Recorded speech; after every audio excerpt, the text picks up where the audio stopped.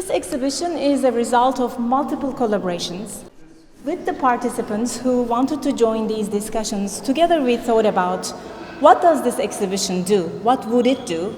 And how could we bring together, on the one hand, the processes of the entire zip code memory project practices, but also the artistic products that were built during the pandemic by the participants and by the artists in this project.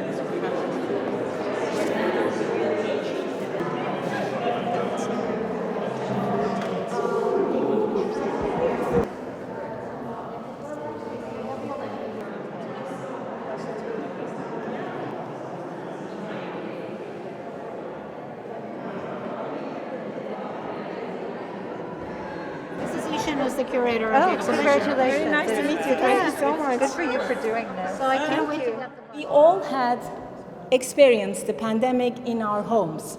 Our homes, on the one hand, was a shelter for us, where we felt maybe safe or almost a claustrophobic aspect of being locked. But on the other hand, it was the place where we had our entire experience from within.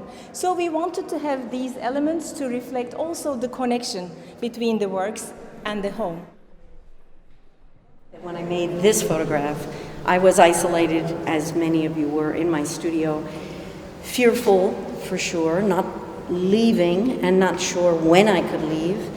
And by the time I felt it was maybe safe enough, I walked around my block in Little Italy, where I've lived for 45 years, and I came upon Mo's doorway, the local butcher, and the honoring of him. He had died of COVID alone in the hospital.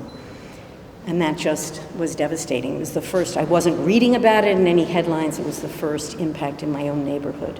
He was the centerpiece of the neighborhood. And the photograph that I made more recently in the last few months was a return to that door and discover that Mo's granddaughter, Jennifer, was continuing the tradition and trying to keep his space, his place in the community alive. So that's what the two photographs represent. And I think of it as very hopeful. I think of it as very painful. And that's okay too, to feel both. My name is Jim. I'm a social worker. I live up in the Heights. And I walked into an Imagine Repair workshop one day dealing with the loss of my late wife, Griselle, who sadly passed away in November of 2020. She didn't have COVID. She had a leukemia that ironically is connected to Ground Zero. She used to work down there and was pregnant with our daughter and walked home on 9/11 covered in dust. But I was dealing with the grief and I was looking for an outlet, and the workshop really helped me to really focus my recollections and my emotions, and I started writing.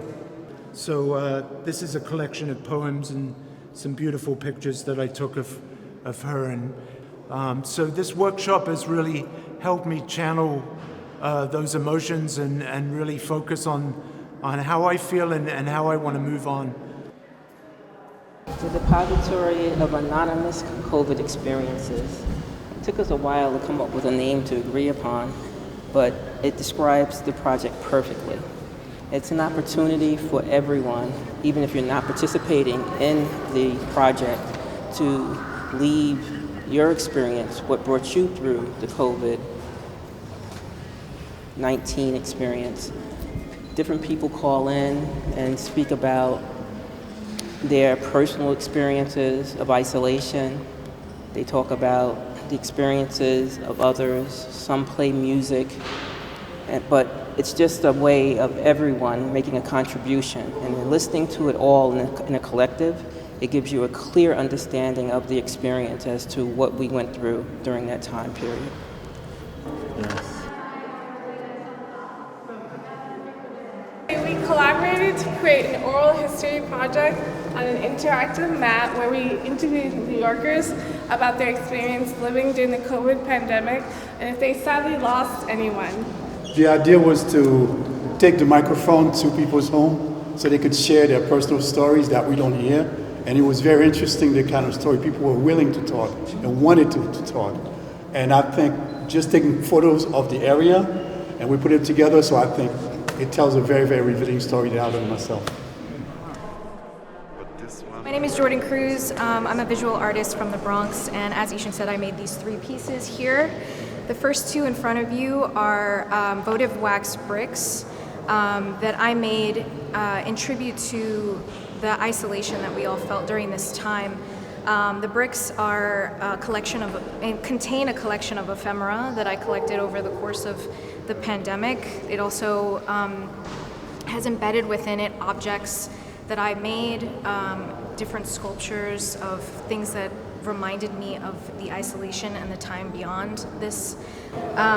Each one of the works is made to melt in tribute to something in memorialization. I lit this work in tribute. I typically make these works to send out to different folks so that way they can melt on site and in people's homes, just as votive wax does.